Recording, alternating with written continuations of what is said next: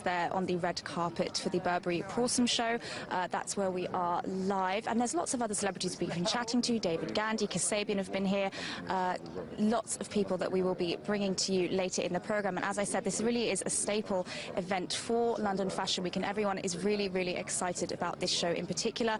It's an iconic British brand, and the whole point of the London Collection Men's is to nurture and nourish those young British designers, a lot of whom have been showcasing their spring-summer collections. Now, that's spring-summer collection for 2016, so that's for next summer. So if, like me, you've just been buying your summer clothes for your summer holiday this year, you are a little bit behind. So this is all for spring-summer 2016. Now, we will be bringing you some more of those celebrity interviews a bit later on in the programme.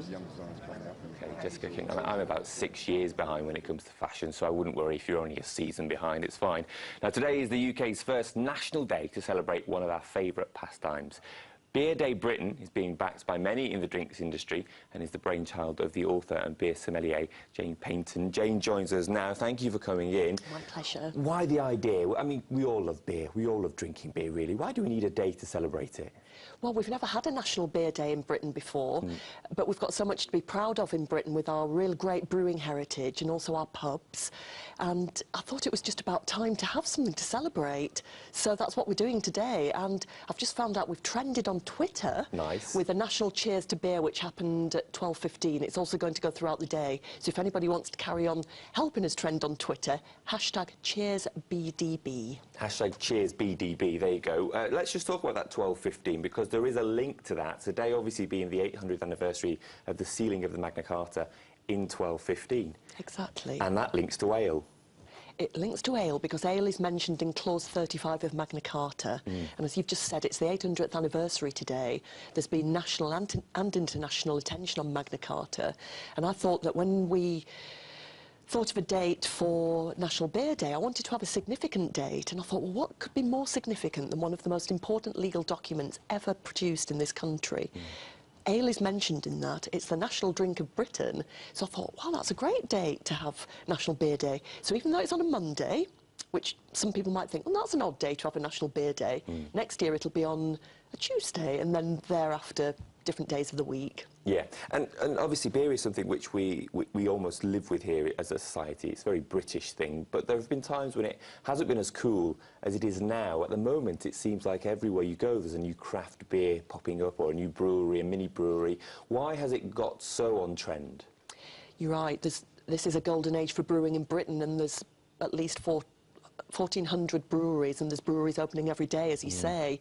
It is a trendy beer, a trendy thing to do, to drink beer at the moment, but it's a trend which will continue because it is a fundamental part of the human existence, particularly in Britain, to enjoy beer. And we're very lucky currently because the beers that are now being produced by the smaller breweries are very exciting and very diverse in the flavours and the aromas and the styles as well. So there's a lot more excitement around than what you might get from traditional brewers.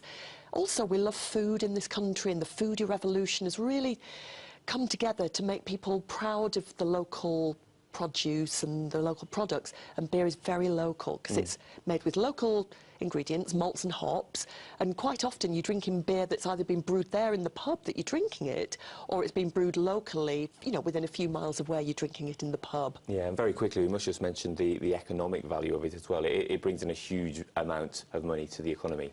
It's a major contributor to Britain PLC. £22 billion a year goes into the Exchequer.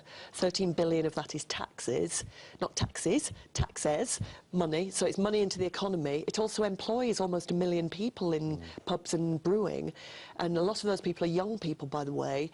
It's an export business. It's a really important part of the economy, and also it's part of the national social treasure. It's good for the social health of the nation as well as the economic health of the nation. OK, Jane Peyton, driving the force there for celebrating beer. Thank you for joining us. It's lunchtime, so I'm sure it's almost time for you to enjoy a pint. Now, a popular Danish TV war drama is about to come to British screens. 1864 is about a conflict between Denmark and Germany. Our TV editor, Toby L, went to speak to one of the stars of the series. Jeg bliver kaptajn, og så kan du få lov til at pusse mine støvler. Ja, du er så skide klog. Ja, jeg er ham den kloge. Du varmer musklerne.